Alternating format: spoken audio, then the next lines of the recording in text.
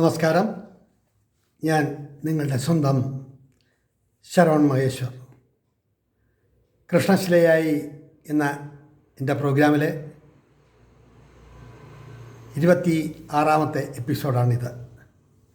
ഇന്ന് ഞാൻ നിങ്ങളോട് പറയാൻ ഉദ്ദേശിക്കുന്നത് പ്രശസ്ത നോവലിസ്റ്റും തിരക്കഥാകൃത്തും സംവിധായകനുമായ ശ്രീ പി പത്മരാജനെ കുറിച്ചിട്ടാണ്. അദ്ദേഹത്തിൻ്റെ രചനകൾ എൻ്റെ മനസ്സിലുണ്ടാക്കുന്ന ചലനങ്ങൾ വളരെ വലുതും ആവേശകരവുമാണ്. ഒരു വ്യക്തിയെപ്പറ്റി, ഒരു വ്യക്തിയുടെ സൃഷ്ടികളെപ്പറ്റി നമ്മുടെ മനസ്സിലുണ്ടാകുന്ന തോന്നലുകൾ, നമ്മുടെ മനസ്സിലുണ്ടാകുന്ന ചിന്തകൾ എല്ലാം നമ്മുടെ മനസ്സിൽ ഓർത്തുകൊണ്ടേയിരിക്കും എന്ന് പറയുകയാണ് ഞാനിവിടെ. എത്രയോ വർഷങ്ങൾക്ക് മുമ്പാണ് അദ്ദേഹത്തെ ഞാൻ കാണുന്നതും സംസാരിക്കുന്നതും. വീട്ടിൽ പോയി ഒരു 4-5 തവണ കണ്ടിട്ടുണ്ട്.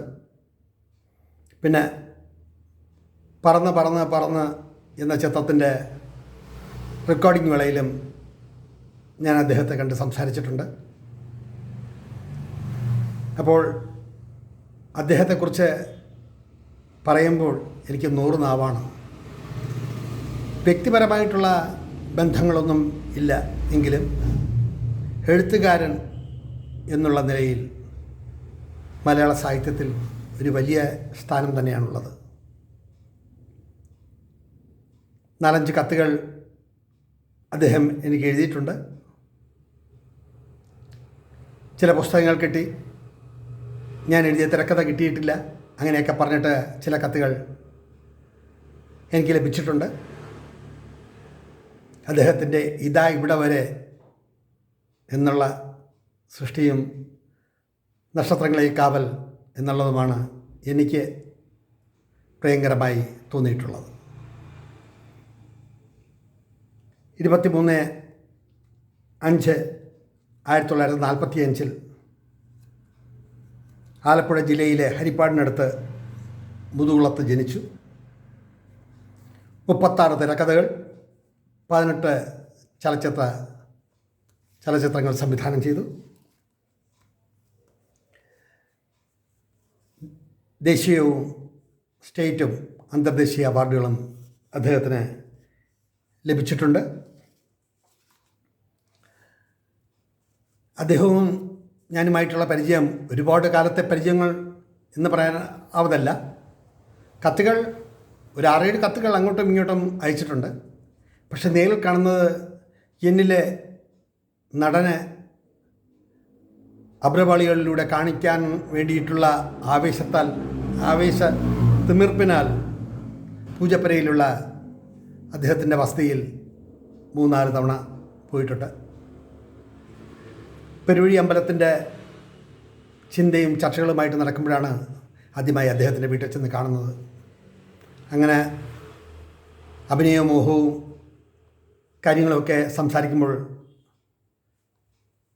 വീട്ടിലെ സിറ്റ് ഔട്ടിൽ കൈലിയും ഉടുപ്പിടാതെ തടിയിൽ തടവി വലിയ കണ്ണുകളുള്ള അദ്ദേഹം എന്നെ നോക്കി ചിരിക്കുകയും ചിന്തിക്കാവുന്ന കാര്യങ്ങളാണ് എന്നൊക്കെ എന്നോട് പറയുകയും ചെയ്തു.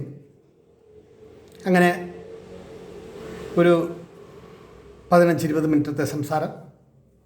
അത് കഴിഞ്ഞ് മടങ്ങി. വീണ്ടും കുറേ നാൾ കഴിഞ്ഞു അപരൻ എന്ന സിനിമ ചെയ്യുന്ന അവസരത്തിലാണ് ഞാൻ വീണ്ടും അദ്ദേഹത്തെ കാണാൻ ചെല്ലുന്നത്. പൂജപ്പുരയിലുള്ള അദ്ദേഹത്തിൻ്റെ വസതിയിൽ അദ്ദേഹത്തിൻ്റെ സഹധർമ്മിണിയെയും മകനെയും ഒക്കെ അന്ന് കണ്ടു. പോകുമ്പോൾ ഞാൻ ചെയ്ത ഡോക്യുമെൻ്ററിയിലെ കുറേ ചിത്രങ്ങളും കുറേ സ്റ്റിൽസുകളുമൊക്കെ അദ്ദേഹത്തെ കൊണ്ടുപോയി കാണിച്ചു. അദ്ദേഹം അതെല്ലാം മറച്ചു നോക്കി ഒരു ചിരിയുമൊക്കെ ചിരിച്ചു. എന്നിട്ട് എന്നോട് പറഞ്ഞു, ഞാനിപ്പോൾ അപരൻ എന്നുള്ളൊരു സിനിമ ചെയ്യാനായിട്ടൊക്കെ തയ്യാറെടുത്തുകൊണ്ടിരിക്കുകയാണ്. അത് കേട്ടപ്പോൾ എനിക്ക് ആവശ്യം തോന്നി, നമുക്കും അതിലൊരു റോൾ കിട്ടുമായിരിക്കും എന്ന് ചിന്തിച്ചിട്ട് ഞാൻ പറഞ്ഞു, എനിക്കും ഇതിലൊന്ന് മുഖം കാണിക്കാൻ പറ്റുമോ എന്ന് ചോദിച്ചപ്പോൾ ഒരു ചിരി ചിരിച്ചു. ആ ചിരിയിൽ എത്ര അർത്ഥങ്ങളാണ് എന്ന് ചോദിച്ചാൽ നവരസങ്ങളാണ് എനിക്ക് തോന്നിയത്. അപ്പോൾ അദ്ദേഹം എന്നോട് ഇങ്ങോട്ട് പറഞ്ഞ രസകരമായിട്ടുള്ളൊരു സംഭവമാണ് ഞാൻ അദ്ദേഹത്തെക്കുറിച്ച് പറയാൻ ഉദ്ദേശിക്കുന്നത്. അദ്ദേഹം ഇങ്ങോട്ട് പറഞ്ഞു, ഒരു മിമിക്രി കലാകാരനും എൻ്റെ മനസ്സിലെ സങ്കല്പത്തിനനുസരിച്ചിട്ടുള്ള ഒരു കഥാപാത്രം ഉണ്ട്. ജയറാം എന്നാണ് അയാളുടെ പേര്. അയാളുടെ 3-4 ചിത്രങ്ങളൊക്കെ എന്നെ കാണിച്ചു. അപ്പോഴും എൻ്റെ മനസ്സിലെ ആഗ്രഹം ഇങ്ങനെ കിടക്കുന്നു. പത്മരാജൻ എന്നെ നോക്കി ചിരിച്ചു. ശരവണ, കാലം ഇനിയും ഉണ്ടല്ലോ. ഞാൻ ഈ ചിത്രങ്ങൾ കൊണ്ട് മാത്രമല്ലല്ലോ, എൻ്റെ മനസ്സിലെ സങ്കല്പത്തിനനുസരിച്ച് ഒരു കഥാപാത്രം ഉണ്ടാകുമ്പോൾ തന്നെ തീർച്ചയായും ഞാൻ വിളിക്കും, അതിൽ സംശയം വേണ്ട. പക്ഷേ ഈ കഥാപാത്രത്തിന് ഇയാൾ അനുയോജ്യനാണോ എന്നൊന്ന് പറയാമോ എന്ന് പറഞ്ഞ് ഒരു ഒന്ന് രണ്ട് സ്റ്റിൽസുകൾ എന്നെ കാണിച്ചിരുന്നു. അപ്പോൾ ഞാൻ പറഞ്ഞു, പപ്പേട്ടൻ്റെ മനസ്സിൽ കാണുന്ന സങ്കല്പിക്കുന്ന കഥാപാത്രം അതിന് അനുയോജ്യമാണെന്ന് പപ്പേട്ടൻ ചിന്തിച്ചാൽ പിന്നെ അതിന് എൻ്റെ അഭിപ്രായത്തിന് എന്താണ് സ്ഥാനം? ഞാൻ വേണ്ട എന്ന് പറഞ്ഞു കഴിഞ്ഞാൽ അദ്ദേഹത്തെ ഈ ചിത്രത്തിൽ നിന്ന് ഒഴിവാക്കുമോ എന്ന് ചോദിച്ചു. താനും ഒരു എഴുത്തുകാരനല്ലേ, അപ്പോൾ തനിക്കും പലതും കാണാനും ചിന്തിക്കാനും മനസ്സിലാക്കാനും ഒക്കെയുള്ള കഴിവുകളുണ്ടല്ലോ. അപ്പം അതുകൊണ്ടാണ് ഞാൻ ചോദിച്ചത്, ശരവണ, ഈ ക്യാരക്ടറിന് ആപ്റ്റാണോ അദ്ദേഹം? ഞാൻ പറഞ്ഞു, പപ്പേട്ടൻ്റെ സെലക്ഷന് കുഴപ്പമൊന്നുമില്ല.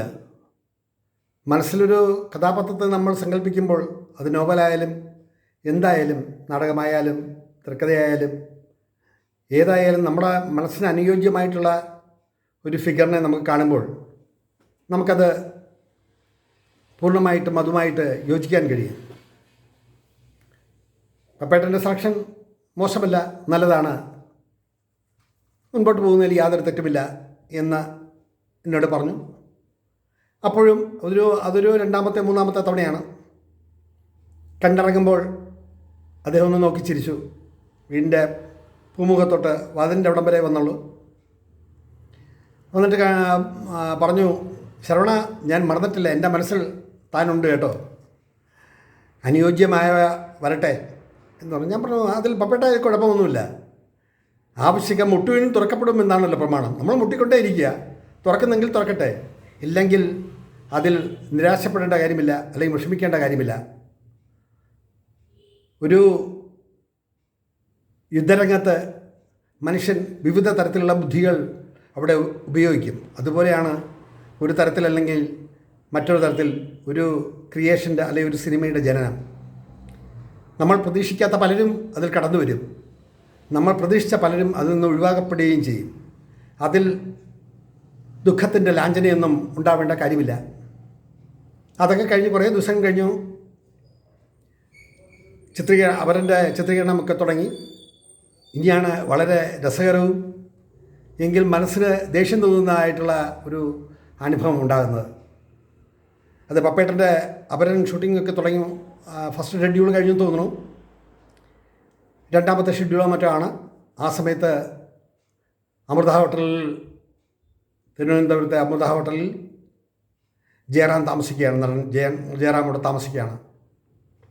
അപ്പോൾ പ്രശസ്തിയിലായിട്ടൊന്നും അധികമായിട്ട് വന്നിട്ടില്ല. അവരുടെ ഷൂട്ടിംഗ് നടക്കുന്ന കാര്യമേ ഉള്ളൂ. അപ്പോൾ ഞാനും എന്നെ കൂട്ടിക്കൊണ്ടുപോയത് പ്രശസ്ത ഛായാഗ്രഹനും സ്റ്റിൽ ഫോട്ടോഗ്രാഫറുമായ ശ്രീ ജയരാജ് വല്ലിശാലയാണ്. അദ്ദേഹവും ഞാനും കൂടി അമൃത ഹോട്ടലിൻ്റെ മുന്നിലേക്ക് ചെല്ലുമ്പോൾ ഫോൺ ചെയ്ത് ജയറാം ഇറങ്ങി വരികയാണ്. ജയറാമായിട്ട് സംസാരിച്ച് തുടങ്ങുമ്പോൾ തന്നെ അദ്ദേഹം ഭയങ്കര ചൂടാണ്. പുറത്ത് നിൽക്കുമ്പോൾ സൂര്യപ്രകാശം അടിക്കുന്നു. അങ്ങനെയൊക്കെയുള്ള ചില ഡയലോഗുകൾ പറഞ്ഞപ്പോൾ നമ്മുടെ മനസ്സും ഒന്ന് ഉണർന്നു. ഞാൻ അപ്പോൾ സംസാരിക്കാനൊന്നും പോയില്ല. അതിനുശേഷം ഒരു ചിത്രം തുടങ്ങിയതേ ഉള്ളൂ, അതിലൂടെ രംഗത്തേക്ക് വരുന്നതേ ഉള്ളൂ. അങ്ങനെ സംസാരിച്ചുകൊണ്ടിരുന്നു. 2-3 സ്റ്റിൽസുകളൊക്കെ ശ്രീ ജയരാജ് എടുത്തു. ഞാനും അദ്ദേഹവും കൂടെ നിന്നുള്ള ഒരു സ്റ്റിൽസും എടുത്തു. അപ്പോൾ സിനിമയുടെ രംഗത്ത് വന്ന് പെടുന്നതേ ഉള്ളൂ. അതിനു മുമ്പേ ചൂട് സഹിക്കാൻ കഴിയുന്നില്ല, സൂര്യപ്രകാശം അടിച്ചാൽ കറക്കും എന്നൊക്കെയുള്ള ഇത് കേട്ടപ്പോൾ എന്നിലെ ഞാൻ ഉണർന്നു. അപ്പോൾ ഒരുപാട് ചൂടടിക്കേണ്ടി വന്നു കഴിഞ്ഞാൽ എന്തൊക്കെ ചെയ്യും, അത് നിങ്ങൾക്ക് പറഞ്ഞാൽ മനസ്സിലാവില്ല എന്ന് പറഞ്ഞപ്പോൾ ഞാനും ഉണർന്നു. ജയറാം ചോദിച്ചു, നിങ്ങളുടെ പേരെന്താണ്? അപ്പം ഞാൻ പറഞ്ഞു, എൻ്റെ പേര് ശരവൺ മഹേശ്വർ എന്നാണ്. അപ്പോൾ ഒന്ന് രണ്ട് സംസാരങ്ങളൊക്കെ ആ സിനിമയെ പറ്റിയിട്ടൊക്കെ ഇങ്ങനെ സംസാരിച്ച് കേട്ട ശേഷം ഈ ചൂടും ഇതെല്ലാം ഒരു ചിത്രത്തിലൂടെ വരുന്നതല്ലേ ഉള്ളൂ. അപ്പോൾ ശരിക്കും ഒരു സ്റ്റാറായ ശേഷം പോരെ ഈ സൂര്യപ്രകാശത്തെ പറ്റിയൊക്കെ നോക്കാമെന്ന് ഇങ്ങനെ ഒന്ന് രണ്ട് തമാശകൾ നമ്മൾ പറഞ്ഞു. അപ്പോൾ അത് അത്ര ഇഷ്ടപ്പെടാണ്ട് ഒന്ന് രണ്ട് സംഭാഷണങ്ങൾ എന്നോട് പറഞ്ഞു. എല്ലാം വർത്തമാനങ്ങളാണല്ലോ പ്രശ്നം. അപ്പോൾ ഞാൻ ജയറാമിനോട് പറഞ്ഞു, ഞാൻ എന്താണെന്നുള്ളതും എന്നെപ്പറ്റി എന്താണെന്നുള്ളതും നിങ്ങൾ പത്മരാജനോട് ചോദിക്കൂ, അദ്ദേഹം പറയും. അങ്ങനെ ഉടനെ തന്നെ അദ്ദേഹത്തിൻ്റെ ഫോണിൽ നിന്നും പപ്പേട്ടനെ വിളിച്ചു. സംസാരം ഫോണിലിട്ടിരിക്കുകയാണ്, നമുക്ക് കേൾക്കാൻ സാധിക്കും. സംസാരം തുടങ്ങുമ്പോൾ തന്നെ ജയറാം പറഞ്ഞു, സാർ ഏതോ ഒരു ശരവൺ മഹേശ്വർ ആയിട്ട് ഞാനിപ്പോൾ സംസാരിച്ചുകൊണ്ട് നിൽക്കുകയാണ്. അദ്ദേഹം പറഞ്ഞു, ഈ അവരിലേക്കുള്ള കാസ്റ്റിങ്ങിൽ ഞാനും ഇതേപ്പറ്റി പറഞ്ഞിരുന്നു എന്ന് പറഞ്ഞു. അപ്പോൾ ആ ഈർഷ്യ നിറഞ്ഞ ശരവൺ പറഞ്ഞപ്പോൾ ഞാൻ ജയറാമിനോട് ചോദിച്ചു, ദിനംപ്രതി നാക്ക് പഠിക്കാറില്ലേ ജയറാമേ?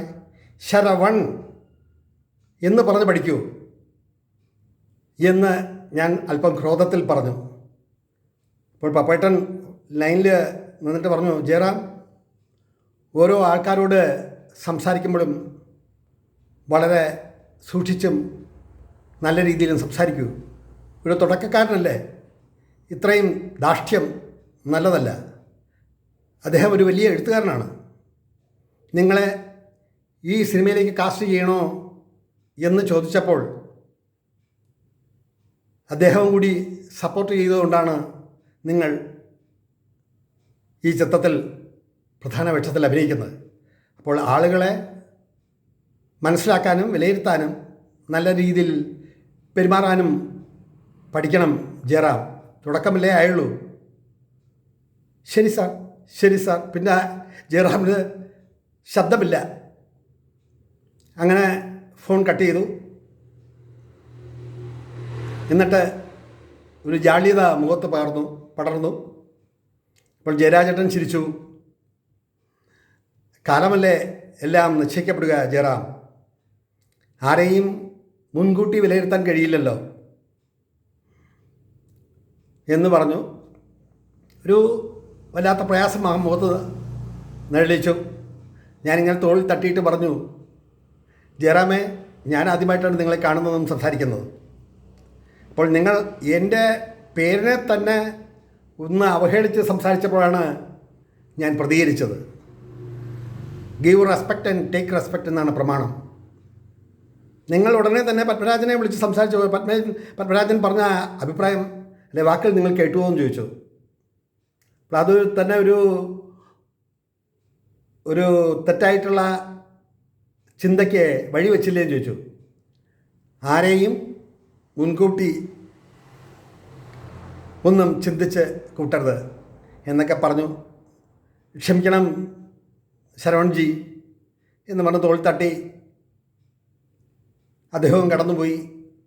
ഞാനും ശ്രീ ജയരാജും വന്ന വഴിയെ ഞങ്ങളും പോയി. കാലമെല്ലാം കഴിഞ്ഞു. അദ്ദേഹം പ്രശസ്തനായിട്ടുള്ള നടനായി മാറി. അങ്ങനെ പിന്നീട് കാണുന്നത് മദ്രാസിലെ ഒരു പ്രിവ്യൂ കാണുന്ന അവസരത്തിലാണ്. സ്വപ്നലോകത്തിലെ ബാലഭാസ്കരൻ എന്നുള്ള ചിത്രത്തിൻ്റെ പ്രിവ്യൂ നടക്കുമ്പോഴാണ് പിന്നീട് എത്രയോ വർഷങ്ങൾക്ക് ശേഷം കാണുന്നത്. അതെല്ലാം കഴിഞ്ഞ് പത്മരാജൻ പപ്പേട്ടൻ പറന്ന് എന്നുള്ള ചിത്രത്തിൻ്റെ ഡബ്ബിംഗ് തിരുവനന്തപുരം ചിത്രാഞ്ജലി സ്റ്റുഡിയോയിൽ നടക്കുകയാണ്. അന്ന് ഞാൻ അഭിനയിച്ച ഒരു ഡോക്യുമെൻ്ററി ചിത്രം, ഒരു രക്തസാക്ഷി കൂടി, ഓൺ മോർ മാർട്ടിൻ എന്നുള്ള ശ്രീധരത്തിനെതിരായിട്ടുള്ള ഒരു 10 മിനിറ്റ് ദൈർഘ്യമുള്ള ഈസ്റ്റ്മാൻ കളറിലുള്ളൊരു ചിത്രത്തിൻ്റെ റെക്കോർഡിങ്ങും റീ മിക്സിങ്ങും ഒക്കെ നടക്കുന്ന സമയത്താണ്. അപ്പോൾ ഇവരുടെ ചിത്രത്തിൻ്റെ റെക്കോർഡിങ് കഴിഞ്ഞ് കിട്ടുന്ന ലക്ഷ ടൈമിൽ 1 മണിക്കൂർ സമയത്താണ് ഞങ്ങളുടെ റെക്കോർഡിങ് നടക്കുന്നത്. അത് കഴിഞ്ഞ് വീണ്ടും ശ്രീ ബാലചന്ദ്ര മേനോൻ്റെ ആറാൻ്റെ മുല്ല കൊച്ചുമുല്ല എന്നുള്ള ചിത്രത്തിൻ്റെ റെക്കോർഡിങ്ങാണ്. അങ്ങനെ ഓരോ വലിയ ചിത്രങ്ങളുടെ റെക്കോർഡിങ് കഴിഞ്ഞ് ഇടവേളകളിൽ ഓരോരോ മണിക്കൂർ വീതമാണ് ഞങ്ങളുടെ ഈ ഡോക്യുമെൻ്ററി ചിത്രത്തിൻ്റെ റെക്കോർഡിങ്ങും മറ്റും നടക്കുന്നത്. അവിടെ വച്ചിട്ടാണ് പ്രശസ്ത നടി സുകുമാരി ചേച്ചിയുമായിട്ടും മറ്റും സംഭാഷണത്തിൽ ഏർപ്പെടുന്നത്. അങ്ങനെ അന്ന് ഒരു ഉച്ചയ്ക്ക് ഊണെല്ലാം കഴിഞ്ഞ്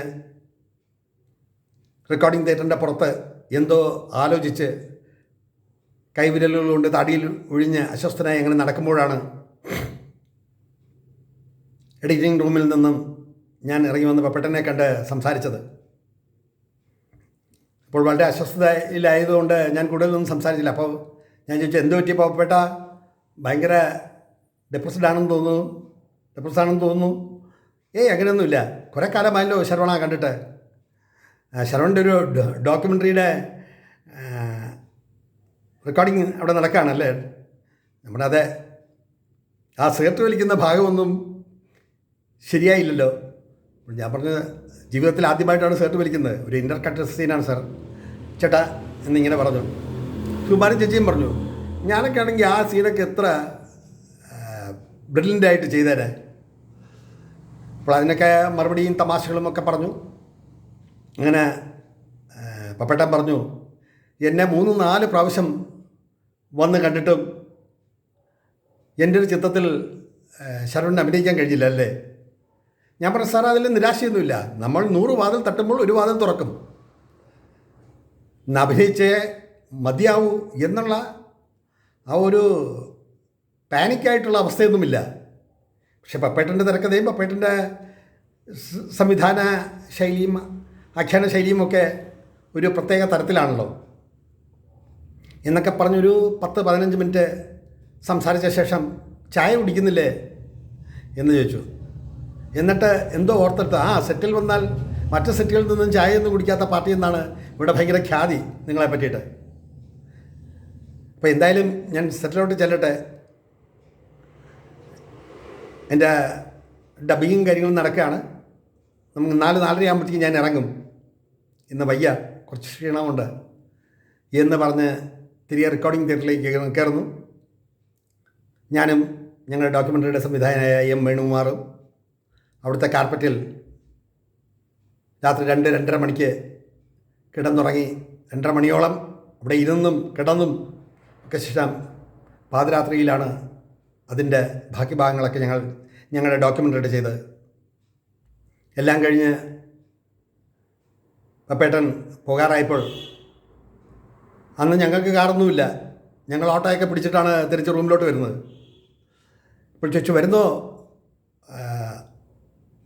ശരവണ, ഞാൻ ഓവർബ്രിഡ്ജിൽ ഡ്രോപ്പ് ചെയ്യാം. ഇല്ല ചേട്ടാ വരുന്നില്ല എന്ന് പറഞ്ഞു. ഞങ്ങൾ കുറേ നേരം കൂടെ സംസാരിച്ച് നിന്ന് രാത്രിയുടെ 2-ാം യാമത്തിൽ സ്റ്റുഡിയോയിൽ നിന്ന് ഇറങ്ങുമ്പോൾ അദ്ദേഹം കാറിലോട്ട് കയറുന്നു. അതാണ് ഞാൻ അദ്ദേഹത്തെ അവസാനമായി കാണുന്നത്. പിന്നെയും 3-4 കത്തുകൾ അയക്കുകയുണ്ടായി. 1-2 തവണ ഫോണിലൂടെ സംസാരിക്കുകയും ചെയ്തു. അദ്ദേഹം 24 ജനുവരിയിൽ 1991 ഈ ലോകത്തോട് വിട പറഞ്ഞു.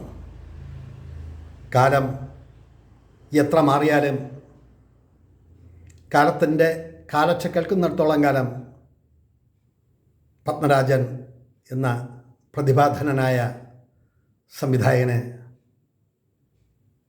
നമ്മൾ ഓർക്കാതിരിക്കില്ല. പെരുവഴി അമ്പലത്തിന് കിട്ടിയ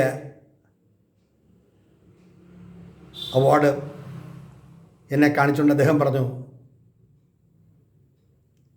ജീവിതത്തിൻ്റെ താളത്തിന് ഈ ഒരു അവാർഡ് ഒന്നുമല്ല, എങ്കിലും ആ നിമിഷം തരുന്ന ഒരു സന്തോഷമുണ്ടല്ലോ, അത് ഏറ്റുവാങ്ങുമ്പോൾ ഉണ്ടാകുന്ന ഒരു സന്തോഷം, അത് ഒരിക്കലും മറക്കാൻ കഴിയില്ല. അത്ര സുന്ദരമാണ് ആ നിമിഷങ്ങൾ. ഞാൻ കുറേയൊക്കെ എഴുതി, കുറേയൊക്കെ സംവിധാനം ചെയ്തു. എങ്കിലും ജീവിതത്തിൻ്റെ തുരുത്തിൽ ഇങ്ങനെ കാലം എന്നെ എങ്ങനെയാണ് ഓർക്കുക എന്നുള്ള ചിന്തയോടെ ഇരിക്കുന്ന അവസ്ഥയാണ് എനിക്ക് പലപ്പോഴും തോന്നിയിട്ടുള്ളത്. എന്തൊക്കെയോ നേടി എന്ന് തോന്നുമ്പോഴും അതൊക്കെ സ്ഥായിയാണോ, സ്ഥായിയായി നിലനിൽക്കുമോ എന്നൊക്കെ അദ്ദേഹം പറയാറുണ്ടായിരുന്നു. എല്ലാ പുസ്തകങ്ങളും ഞാൻ വായിച്ചിട്ടൊന്നുമില്ലെങ്കിലും നക്ഷത്രങ്ങളെ കാവൽ ആണ് എൻ്റെ മനസ്സിൽ പതിഞ്ഞ എനിക്കിഷ്ടപ്പെട്ട ഒരു സൃഷ്ടി. അതേപോലെ ഇതാ ഇവിടെ വരെയും. ഓരോരുത്തരുടെ വായനാനുഭവവും ഓരോരുത്തരുടെ ചിന്തകളും ഓരോരുത്തരുടെ അനുഭവങ്ങളും വ്യത്യസ്തമാണ്. പക്ഷേ സ്നേഹമിശ്രണമായ ആ സമീപനം, രാത്രിയുടെ 2-ാം യാമത്തിൽ ഞങ്ങൾക്ക് പോകാൻ വണ്ടിയില്ലാതിരിക്കുമ്പോൾ അദ്ദേഹം റെക്കോർഡിംഗ് തിയേറ്ററിൽ നിന്നും ഇറങ്ങി വന്നിട്ട് പറയുകയാണ്, നിങ്ങളെ ഞാൻ ഡ്രോപ്പ് ചെയ്യാം, എൻ്റെ വണ്ടിയിൽ ഞാൻ നിങ്ങളെ ബ്രിഡ്ജിൽ എവിടെയാണെന്ന് വെച്ചാൽ അവിടെ ഞാൻ ഡ്രോപ്പ് ചെയ്യാം എന്ന് പറയുന്ന പപ്പേട്ടൻ്റെ മുഖമാണ് എൻ്റെ മനസ്സിൽ. ഇന്ന് ഇത് ചെയ്യുമ്പോഴും അദ്ദേഹത്തെ വളരെ സ്നേഹത്തോടെ അല്ലാണ്ട് ഓർക്കാൻ കഴിയില്ല. അദ്ദേഹത്തിൻ്റെ ഒപ്പും ഒരു പ്രത്യേക ശൈലിയിലാണ്. ആ കത്തുകൾ ഇന്നും എൻ്റെ ഫയലിൽ ഞാൻ സൂക്ഷിച്ചിട്ടുണ്ട്. ആ വലിയ കലാകാരനെക്കുറിച്ച് ഉള്ള ഓർമ്മപ്പെടുത്തലുകൾ ഇവിടെ പറഞ്ഞുകൊണ്ട് എൻ്റെ ഈ വാക്കുകൾ ഉപസംഹരിക്കട്ടെ. നിങ്ങളിത് കാണുക, വിലയിരുത്തുക. നന്ദി, നമസ്കാരം.